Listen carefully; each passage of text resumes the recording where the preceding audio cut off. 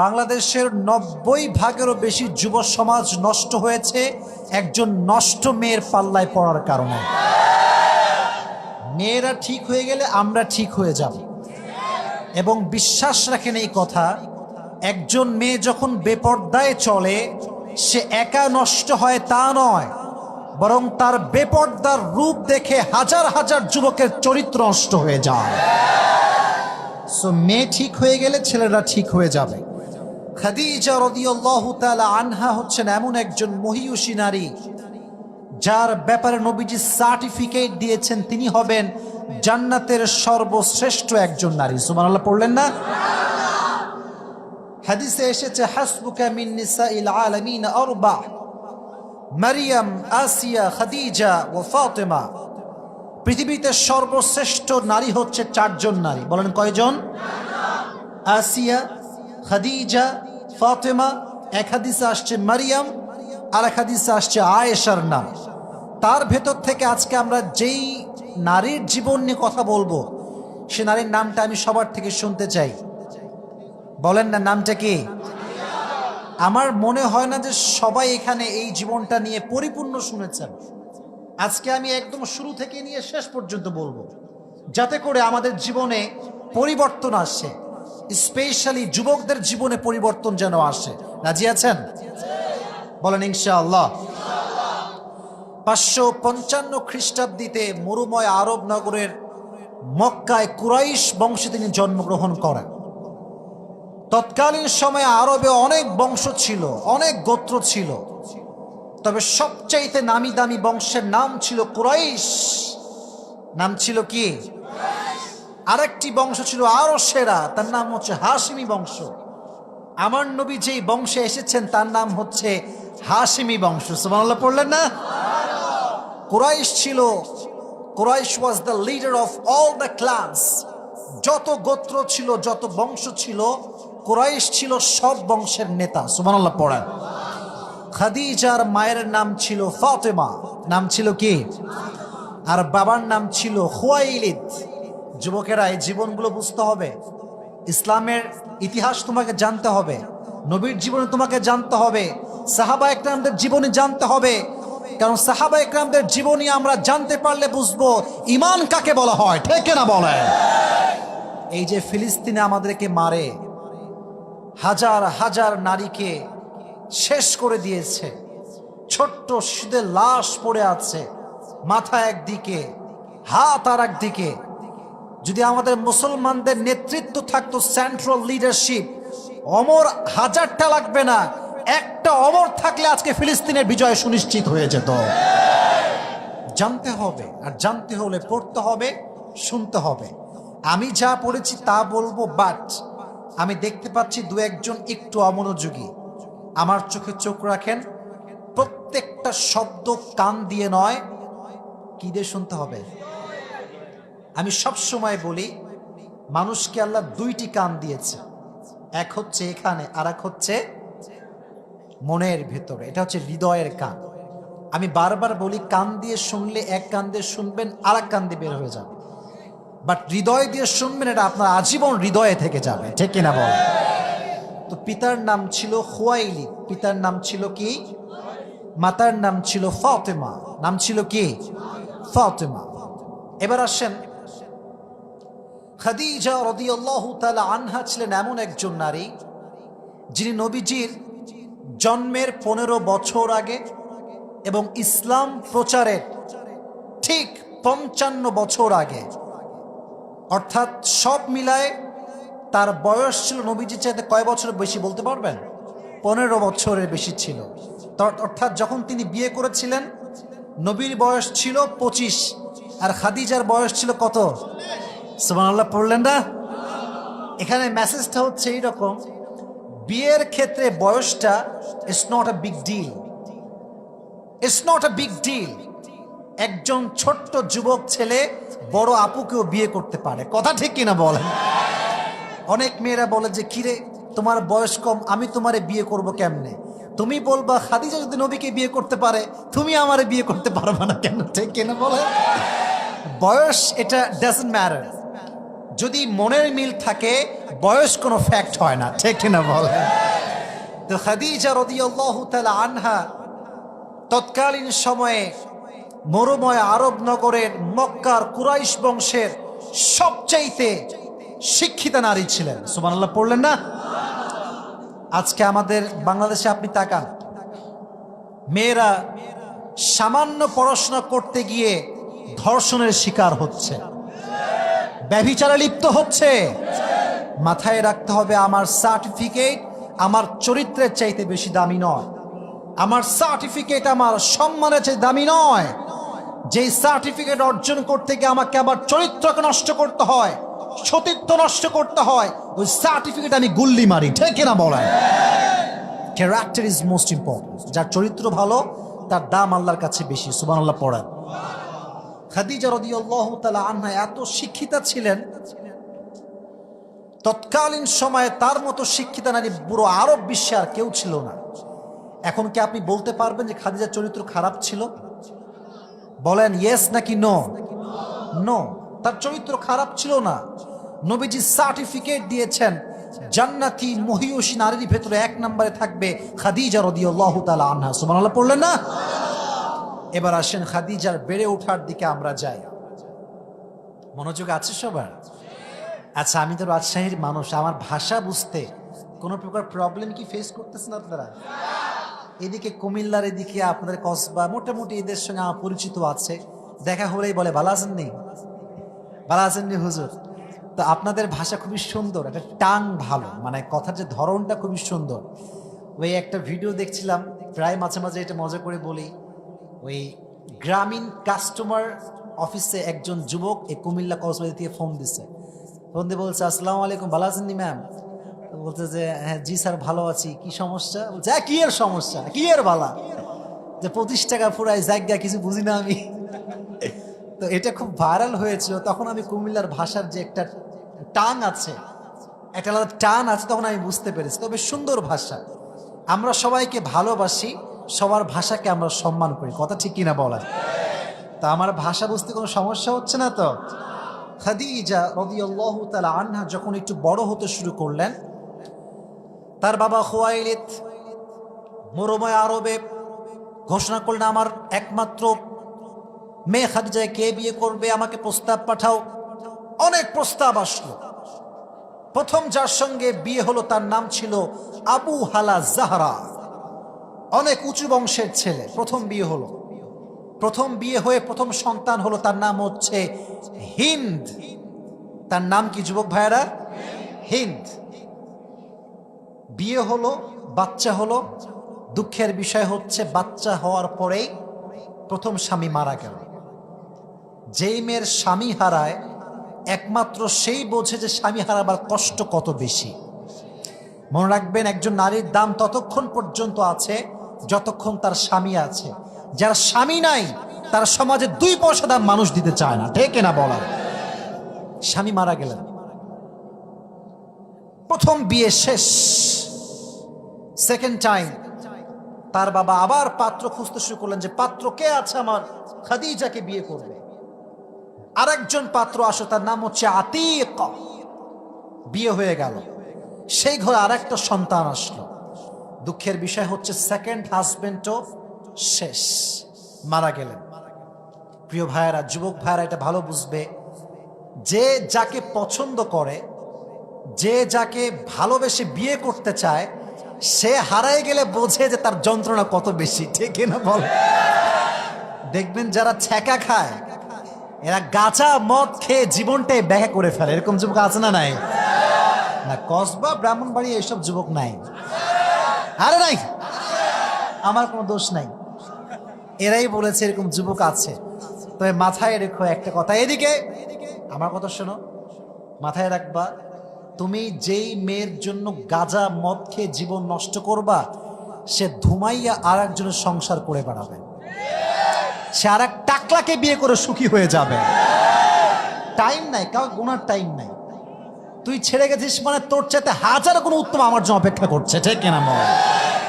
Wait for the right person, সময়ের অপেক্ষা করো, আল্লাহ তোমাকে দিবে ইনশাআল্লাহ। তো খাদিজা একটু হতাশ, প্রথম স্বামীও নাই, দ্বিতীয় স্বামীও নাই। তাকাররার খাদিজা আন্নাহা লান তাতাযাওয়াজা মাররাতান উখরা, তিনি নিয়ত করলেন যে I will never ever get married again, আমার বিয়ে শেষ, আমি আজীবন আর বিয়ে করব না, শেষ, এই বিয়ের চ্যাপ্টারই ক্লোজ, খালি স্বামী মরে যায় আমার, আমি বিয়ে করব না। এরই মাঝে খাদিজা রাদিয়াল্লাহু তাআলা আনহার একমাত্র বাবা খুয়াইলিদ মৃত্যুবরণ করলেন। কোটি কোটি টাকার বিজনেস কে সামলাবে, সামলানোর কোনো মানুষ নাই। এবার খাদিজা হাল ধরলেন যে আমি ব্যবসা সামলাবো, পুরো ব্যবসা আমি সামলাবো, কেউ সামলাতে হবে না।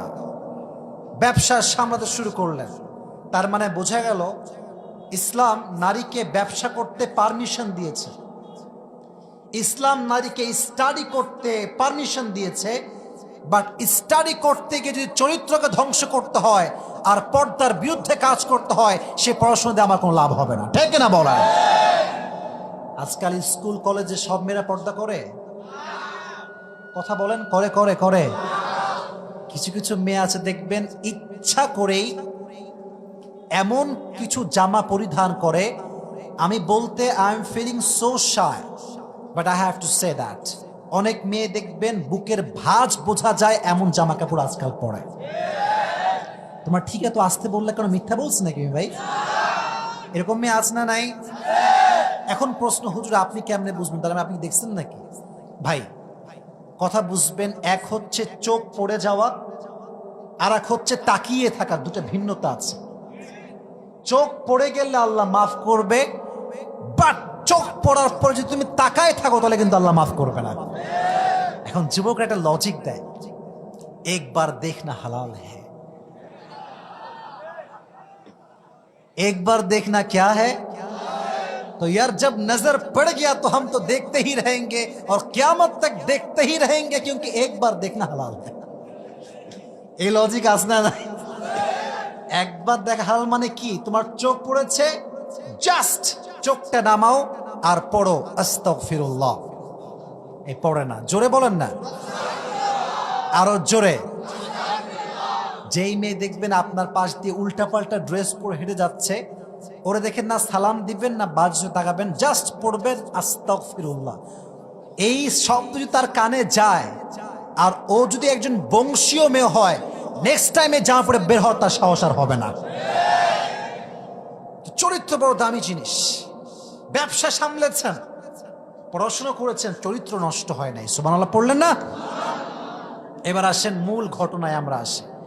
এটা ছিল, it was the basic knowledge about Khadija রাদিয়াল্লাহু তাআলা আনহা। এবার জীবনের মূল ধাপে আমরা ঢুকতেছি।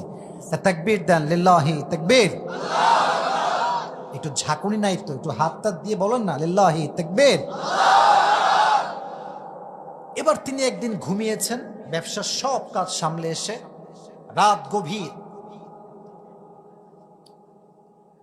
রাতের গভীরে তিনি ঘুমিয়েছেন, স্বপ্নে দেখছেন জ্যোৎস্না প্লাবিত রাত, চতুর্দিকে জ্যোৎস্নার আলো ছড়িয়ে পড়েছে, কোথায় কোনো অন্ধকার নেই, আর আকাশ থেকে একটা চাঁদের টুকরা খাদিজার বুকের দিকে আসছে। এটা দেখেই ঘুম ভেঙে গেছে। এতে কি সমস্যা, কি সমস্যা?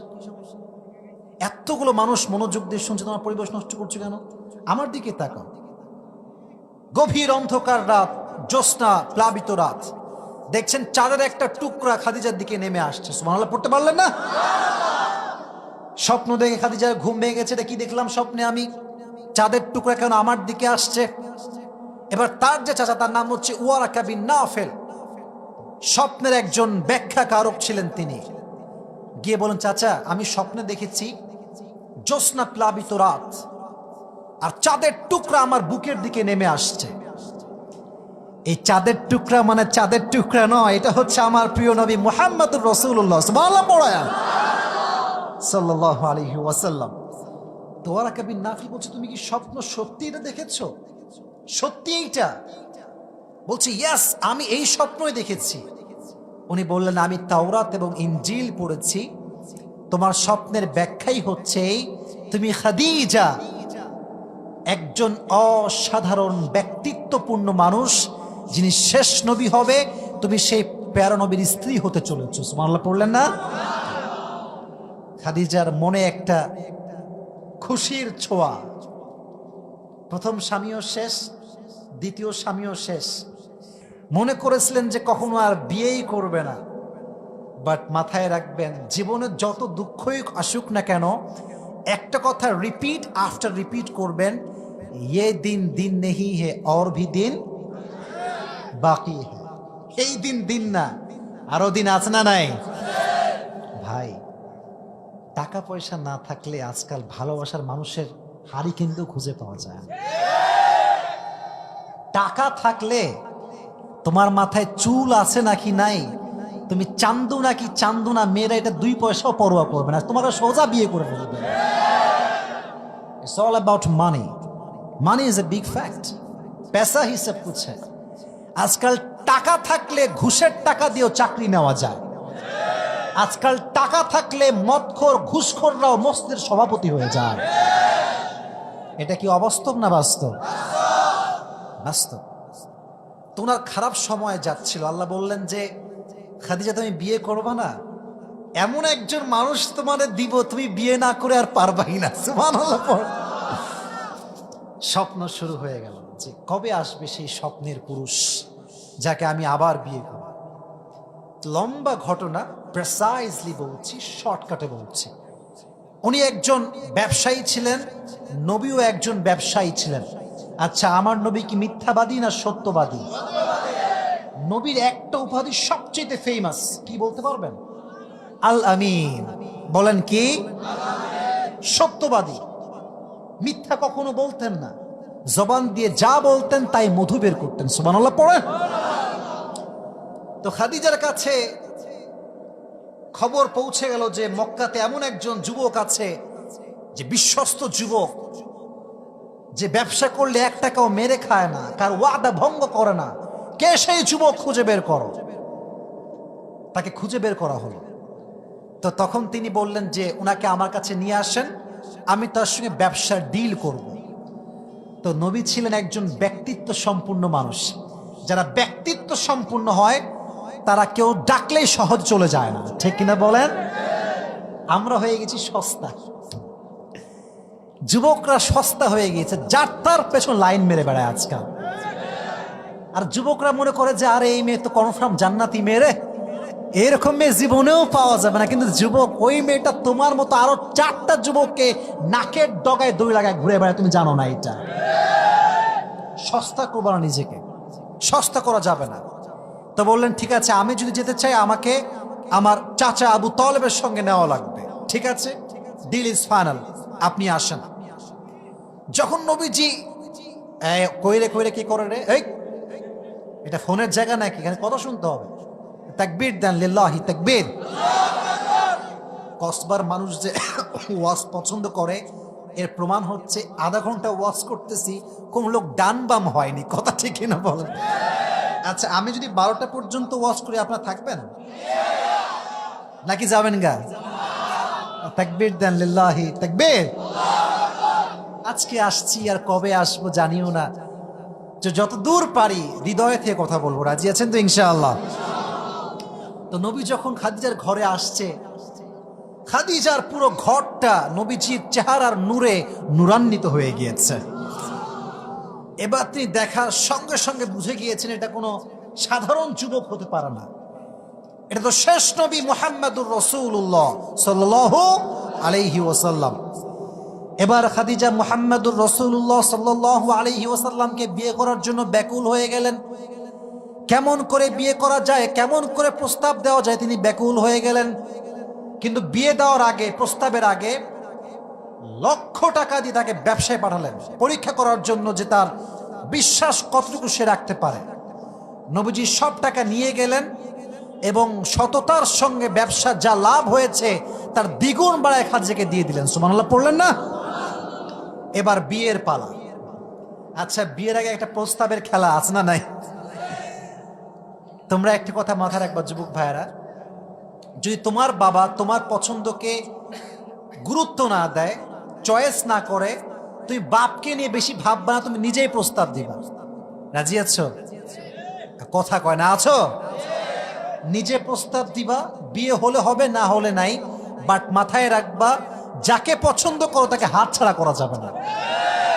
ওই হাত ছাড়া করলে আজীবন যুবকরা কান্নাকাটি করে বেড়ায়।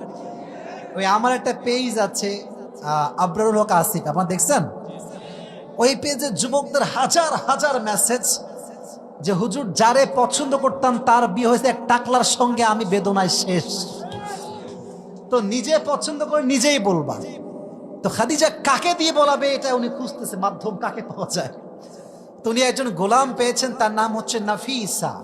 মনোযোগ থাকলে বলেন নামটা কি? মাশাআল্লাহ, মেয়ের নাম বলতে খুব মজা লাগে, তাই না? নামটা কি যুবক ভাইয়েরা? নাফিসা। তো এবার নাফিসা নবীর কাছে আসছে খাদিজার পক্ষ থেকে বিয়ের প্রস্তাব নিয়ে। বলছে, আচ্ছা মুহাম্মদ, তখন তো তুমি নবী নন, সাধারণ মানুষ, আচ্ছা বলো তো তুমি বিয়ে করো না কেন? নবীর বয়স হচ্ছে 25 ইয়ার্স।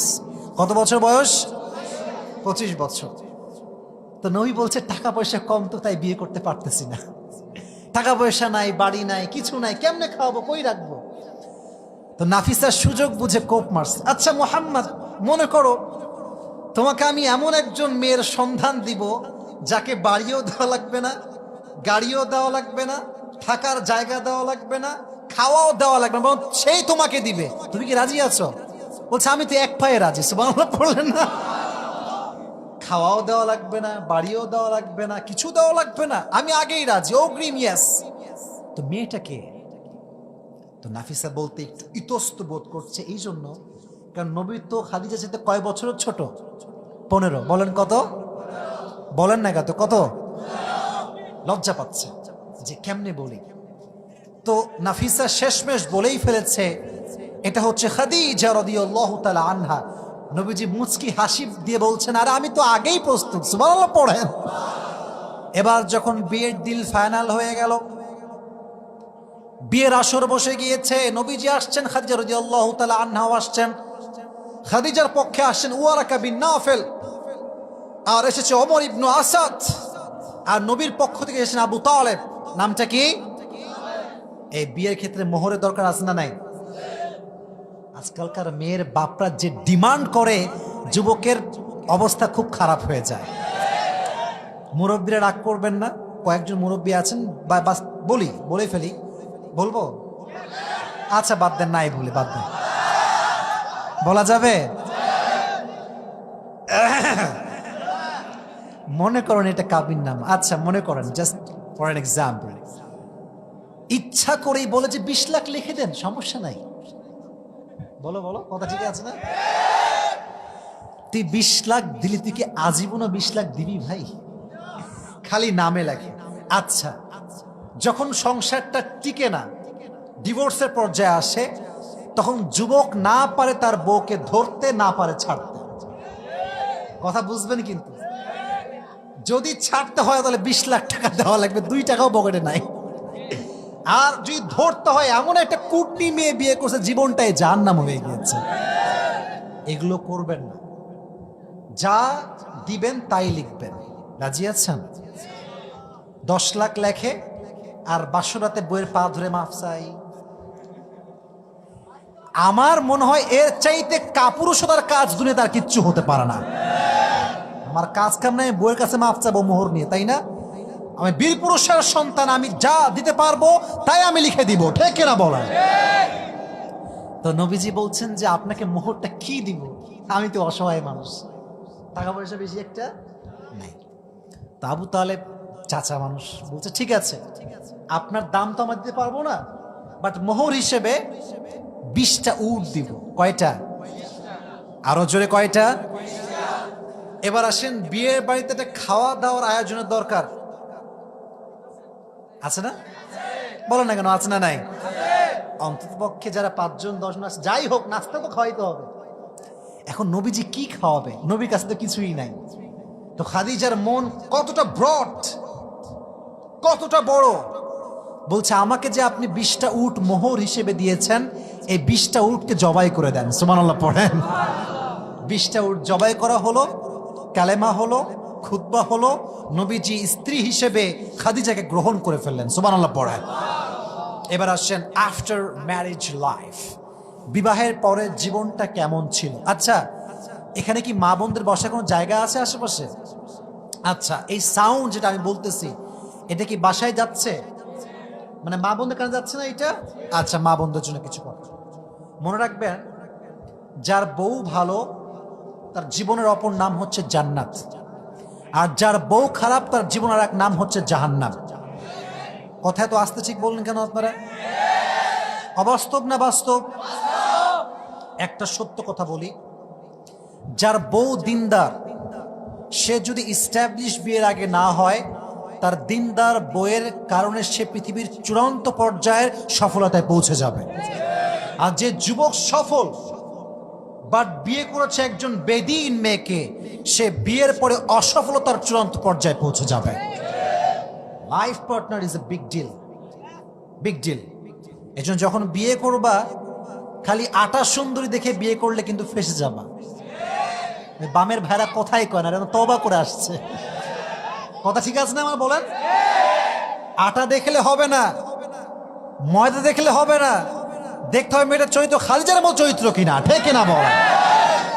এবার দেখেন বিয়ের পরে মক্কার ভেতরে কানা ঘোষা শুরু হয়ে গেল, আরে খাদিজার মতো এত ধনী মেয়ে এরকম গরিব ছেলেকে বিয়ে করেছে, এটা কেমনে সম্ভব? এবার মক্কার কাফেররা ঘোষণা করলো যে আমাদের খাদিজার সঙ্গে কোনো সম্পর্ক আর নাই, সামাজিক বয়কট তাকে করলাম আমরা। কেন? কারণ সে মুহাম্মদকে বিয়ে করেছে, যে ধন সম্পদহীন একজন যুবক। এবার খাদিজা রাদিয়াল্লাহু তাআলা আনহা বিশাল একটা মজমা করলেন, আর বনভোজন হবে এখানে, বিশাল বড় একটা খাওয়ার আয়োজন করলেন, সবাইকে ডাকলেন, ধনী সব আসছে। এবার তিনি বলছেন, আচ্ছা তোমাদের সমস্যা কি? আমার স্বামীর ব্যাপারে তোমাদের সমস্যা কোথায়? তো বলছে, আপনার স্বামী গরিব, আপনি হচ্ছেন ধনী। স্বামী হচ্ছে গরিব, আপনি হচ্ছেন, এটাই আমাদের সমস্যা। বলছে তাই? তাহলে শোনো, আমি খাদিজা ঘোষণা করছি, আমার যত সম্পত্তি আছে সমস্ত সম্পত্তি আজকে আমি আমার স্বামীর নামে লিখে দিলাম। সুবহানাল্লাহ পড়ায়। আমি আমার স্বামীর নামে সমস্ত সম্পত্তি লিখে দিলাম। এবার তোমাদের সমস্যা কোথায় বলো? এবার আর কেউ কথা বলো না, সবাই চুপচাপ, কোনো জবাব নাই, সবাই চুপচাপ বসে আছে। যখন সবাই চলে গিয়েছে, মুহাম্মদ বলছে, খাদিজা তোমার সম্পত্তি আমার এক ভাগও লাগবে না। কিন্তু আমি যদি বাংলাদেশ নিয়ে কথা বলি, অনেক ছেলে অনেক মেয়েকে বিয়ে করেই টাকার পাল্লায় পড়ে, খালি টাকার জন্য বিয়ে করে। যেই ছেলে কিংবা যেই মেয়ে টাকার জন্য বিয়ে করে, খোদার কসম সে তার বিবাহিত জীবনে সুখ খুঁজে পাবে না।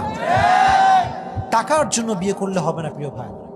সব ফেরত দিয়ে দিয়েছে খাদিজা, আবার তাকে ব্যাগ দিয়েছে। তো হঠাৎ করে মক্কাতে বিশাল একটা দুর্ভিক্ষ দেখা দিয়েছে, খাবার দাবার খুব অভাব। খাদিজা এতটা ব্রড মাইন্ডেড ছিলেন যে তার সমস্ত সম্পত্তি তিনি আল্লাহর রাস্তায় দান করে দিয়েছে। সুবহানাল্লাহ পড়ায়। এবার বলেন, নবীজির একমাত্র কন্যা সন্তানের নাম কি ছিল? একজন বলেছে, বাদ বাকি সবাই চুপ। বলেন নাম ছিল কি? আচ্ছা বলেন তো, ফাতেমার স্বামীর নাম ছিল কি? বলেন না সবাই, নাম ছিল কি? আচ্ছা, আমাদের জীবনটা হচ্ছে, আমরা সত্য কথাই হচ্ছে, আমরা মধ্যবিত্ত পরিবারের সন্তান। আমাদের আজ আনি আজই খেয়ে ফেলি। আমরা বুঝি টাকার দাম কত বেশি, মধ্যবিত্ত সন্তানরা এটা বোঝে। তো পরিবারে মাঝে মাঝে অভাব আসে না? বলেন না, আসে না? আসে না? একদিন ফাতেমার ঘরে অভাব, খাবার নাই, ডাল নাই, চাল নাই, কিছু নাই। আলী বলছে, ফাতেমা যাও বাবার কাছে গিয়ে কিছু চেয়ে নিয়ে আসো, ডাল ভাত যাই হোক, যাও। ফাতেমা আসছে, আব্বা চান। আচ্ছা 12টা বেজে গেছে, তাই উঠছেন নাকি দু একজন? শেষ করে দিব নাকি ভাই আমার? বসেন, কমিটি আমাকে ভালোবেসে নিয়ে আসছে, ভালোবাসার মান রাখেন। 12টা পর্যন্ত আমি ওয়াজ করবো, থাকবেন তো ইনশাআল্লাহ? সবাই দুটো হাত তোলেন। লিল্লাহি তাকবীর, আল কোরআনের আলো, আল হাদিসের আলো, কোরআন হাদিস যেখানে, আলেম ওলামা যেখানে, হাত নামান। ফাতেমা রাদিয়াল্লাহু তাআলা আনহা আব্বাজানের কাছে গিয়ে বলছে, আব্বাজান ডাল নাই, ভাত নাই, খাবার নাই, কিছু একটা আমাকে দান করেন। আব্বাজান বলছেন, খাবারও আছে, আমার কাছে 5টা দোয়া আছে, 5টা বকরি আছে, 5টা দোয়া আছে, তুমি কোনটা নিবা বলো। বলছে আব্বাজান আমাকে 5টা বকরি নয় 5টা দোয়া শিখায় দেন। আমার সঙ্গে সকলে দোয়াটা পড়বেন, সকলেই বলেন ইয়া আউয়ালাল আউয়ালিন, ইয়া আখিরাল আখিরিন, ইয়া যাল কুওয়াতিল মাতিন, ইয়া রাহিমাল মাসাকিন, ইয়া আরহামার রাহিমিন। এই 5টা শব্দের দোয়া জানি মুখস্থ হয়নি, এটা ইউটিউবে আপলোড হবে, মুখস্থ করবেন। এই দোয়া যে অভাবে পাঠ করবে আল্লাহ তার সমস্ত অভাবকে দূর করে দিবেন। তো আব্বা দোয়াই শুধু দিবেন? হ্যাঁ, শুধু দোয়া। দোয়া নিয়ে ফিরে আসছে। আলী রাদিয়াল্লাহু তাআলা আনহু ঘরের কোনায় দাঁড়িয়ে আছেন, কি খাবার নিয়ে আসবে আমি দেখতে চাই। দেখছে খাবার নাই, হাত ফাঁকা। ফাতেমা খাবার কোথায়? খাবার নিয়ে আসো নাই, তোমার হাত তো ফাঁকা। তো ফাতেমা বলছে আমার হাত ফাঁকা না, হাত লোড আছে, ভালো করে দেখাও, ভালো করে দেখো। যাহাবতু লিদ-দুনিয়া ওয়া জিতু বিল আখিরাহ, আমি বাবার কাছে দুনিয়া চাওয়ার জন্য গিয়েছিলাম, আমার আব্বা আমাকে আখিরাত দিয়ে বিদায় দিয়ে দিয়েছে। অভাব আসলে কোনো প্রকার চাপ নেবেন না, দোয়া করবেন, দান করবেন। রাজি আছেন ইনশাআল্লাহ? বলবেন হুজুর অভাবে আবার দান করব কেমনে? পকেটে 10 টাকা আছে, 1 টাকা দান করবেন। 20 টাকা আছে, 2 টাকা দান করবেন, বাট দান করবেন। রাজি আছেন তো ইনশাআল্লাহ? একবার ফাতেমা রাদিয়াল্লাহু তাআলা আনহা আলীকে বলছেন, আলী আমি তো সুতা বানিয়েছি, আপনি সুতাগুলো বিক্রি করে আসেন। তো যখন বাজারে গিয়ে সুতা বিক্রি করেছে, দাম হয়েছে 6 দিরহাম। কয় দিরহাম? তো যখন নিয়ে আসবে 6 দিরহাম, বাসার দিকে একজন গরিব এসে বলছে, আলী আমি ক্ষুধার্ত মানুষ, কিছু দান করো আমাকে। এবার আলী রাদিয়াল্লাহু তাআলা আনহু 6 দিরহাম দান করে দিয়েছে। সুবহানাল্লাহ পড়লেন না? যখন দান করে দিয়েছে 6 দিরহাম, তখন যখন ফিরে আসবে একজন লোক এসে বলছে, এই শোনো আলী তুমি কি একটা উট নিবা আমার থেকে? বলছে আপনি কে? বলছে তুমি নিবা কিনা তাই বলো। বলছে দেন আমাকে, সমস্যা নাই। কত দিরহাম? বলছে দিরহাম দেওয়া লাগবে না, বিক্রি হলে আমাকে ব্যাগ দিও তাহলেই হবে। তো যখন উট নিয়ে যাচ্ছে, একজন লোক এসে বলে, দাম কত ভাই বলেন? বলছে আপনি নিবেন না কি? বলছে হ্যাঁ। বলেন দাম কত? বলছে 600 দিরহাম। সুবহানাল্লাহ পড়লেন না? দান করেছিল কয় দিরহাম আর পেয়েছে কয় দিরহাম? 600 দিরহাম। 6 এর বদলে 100 করে 600। তো যখন বাসায় আসছে, মালিক আর খুঁজে পায় না, কার কাছে দিলাম, কে নিয়ে গেল, খুঁজে পায় না। তো এবার নবীজি বলছেন, আলী কি খবর বলো, ঘটনা কি তুমি বলবে না আমি বলবো? বলছে নবী আপনিই বলেন। তুমি যখন 6টা দিরহাম আল্লাহর রাস্তায় অভাবে দান করেছো, আল্লাহর বড্ড পছন্দ হয়েছে। তো প্রথম যে ব্যক্তি তোমার থেকে উট বিক্রি করেছে, সে সাধারণ কোনো মানুষ নয়, সে জিব্রাইল তোমার কাছে বিক্রি করে গিয়েছে। এত আস্তে সুবহানাল্লাহ পড়লেন প্রিয় ভাইয়েরা। তাহলে খাদিজা, ফাতেমা, আলী যেমন অভাবে দান করেছে, আমরাও দান করব তো ইনশাআল্লাহ। বিশ্ব নবীর উপর যখন ওহী নাজিল হওয়া শুরু হলো, প্রথম আয়াত নাজিল হলো ইকরা বিসমি রাব্বিকাল্লাযী খালাক। আয়াত নাজিল হওয়ার সঙ্গে সঙ্গে নবীজির হাত পা থরথর করে কাঁপছে। বাসায় এসে বলছে, খাদিজা আমাকে কম্বল দাও, আমি ঘুমাতে চাই, অবস্থা খুবই খারাপ।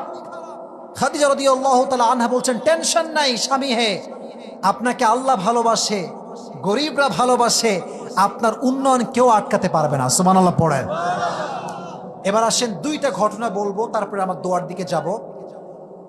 হাদিসে এসেছে যখন খাদিজা রাদিয়াল্লাহু তাআলা আনহা মারা গেলেন, মৃত্যুর পরে ঠিক যখন তিনি কবরে আছেন, একদিন রাতের বেলা নবী করিম সাল্লাল্লাহু আলাইহি ওয়াসাল্লাম আর খাটে নেই, খাট থেকে চলে গিয়েছেন। তখন বিবিজি আয়েশা রাদিয়াল্লাহু তাআলা আনহা বলছেন, নবীজি কোথায়? মনে হয় তার অন্য বউয়ের কাছে গিয়েছে। যখন তিনি উঠে গিয়েছেন ঘুম থেকে, দিয়ে দেখছেন যে নবীজি রিয়াদুল জান্নাহ, যেখানে খাদিজার কবর আছে, সেখানে দাঁড়িয়ে 2টো হাত তুলে দোয়া করছে, আল্লাহ কিয়ামতের কঠিন দিনে যখন তার মা তার সন্তানকে ভুলে যাবে, বাবা তার সন্তানকে ভুলে যাবে, তখন যেন আমি আমার কলিজার টুকরা বউ স্ত্রী খাদিজাকে না ভুলে যাই। সুবহানাল্লাহ পড়লেন না? ভালোবাসা কাকে বলে, উপমা কাকে বলে? এই জন্য যুবক ভাইয়েরা, যখন আমরা বিয়েতে যাব, বিয়ে যখন আমরা করব, নবীর মতো বউকে আমরা ভালোবাসবো তো ইনশাআল্লাহ। এবার আসেন আমরা শুরু থেকে রিপিট করি। আমার দিকে মনোযোগ দেন, আমি মানি ব্যাগ বের করছি। আমার কথা যে রিপিট করতে পারবে আমার কথার পরে তার জন্য পুরস্কার আছে এবার আমার চোখে চোখ রাখেন, যে পাবা পুরস্কার। আচ্ছা, আপনাদের ব্রাহ্মণবাড়ি তাহিরি হুজুরের বাসা না? কতদূর বলতে পারবেন? কতদূর এখান থেকে? 26-27 কিলো, তাই না? ওই সেই দিন তাহিরি হুজুর আপনার ওমরায় গিয়েছিল। ওমরাতে আমায় কল দিয়েছিল, আপনার কাবা চত্বর থেকে কল দিয়েছে। ওখানে আমাদের কিছু ভক্তরা আছে, ভালোবাসার মানুষরা আছে। তো দেখেন, আমরা কওমি, আলিয়া, সুন্নি, ওয়াহাবি মারামারির সময় নাই। ঐক্যতার বাংলাদেশ আমাদের গড়তে হবে, ঠিক কিনা বলেন? আমাদের মাঝে মারামারি, অমকে লম্বা টুপি, আমাকে ছোট টুপি, অমকে কওমি মাদ্রাসায় পড়ছে, অমকে আলিয়া মাদ্রাসায় পড়ছে, মারামারি আছে না নাই? তো তাহিরি হুজুরকে দেখলাম যে না, উনি ওই মনোমাইন্ডের লোক না। আমাকে কল দিয়ে বললো, হুজুর আপনার যখনই ব্রাহ্মণ বাড়ি আসবেন, আমার বাড়ি আপনার জন্য মেহমান খানা। তো যখন এই কথা শুনলাম, মিডিয়ার লোকেরা আছে এখানে, আমার কলিজা ঠান্ডা হয়ে গেছে। এর কারণটা হচ্ছে, আলেমরা যদি আলেমকে ভালোবাসতে পারে, গোটা বিশ্বব্যাপী ইসলামের বিজয় সুনিশ্চিত হয়ে যাবে, ঠিক না? আপনাদের একটা ওয়াদা করায় দিয়ে যাই, যে কোনো মাহফিলে বক্তার ওয়াজ ভালো লাগুক কিংবা খারাপ লাগুক সেটা ব্যাপার না, যদি বক্তা কোনো ওয়াইজকে নিয়ে অন্য কোনো হুজুরকে নিয়ে গীবত করে, আপনি সঙ্গে সঙ্গে কাউন্টার দিবেন।